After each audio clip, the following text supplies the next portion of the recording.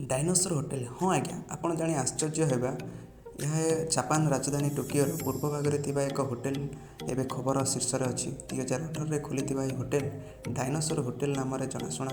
आरंभ दिन में भल व्यवसाय करुला किंतु कोरोना कारण व्यवसाय ठप हो जाता। एवं सब स्वाभाविक होगापर पुणी थे यह होटेल ग्राहकों सेवार लगी।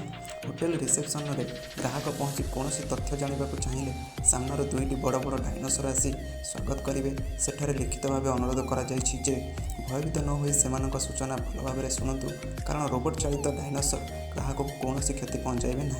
होटेल रिसेप्शन पाख टेबुल लगी सेंसर अनुसार रोबोट डायनोसर परिचालित कहती। इंग्रेज जापानी चाइना ओरिया इत्यादि भाषा यही डायनोसर कथा कहती। यह होटेल भोजनालय में दुई डायनोसर खाद्य परोसी था। एमाने ग्राहकों बिछना सजाड़ा टीवी चैनल परिवर्तन करने आदि सब काम करते।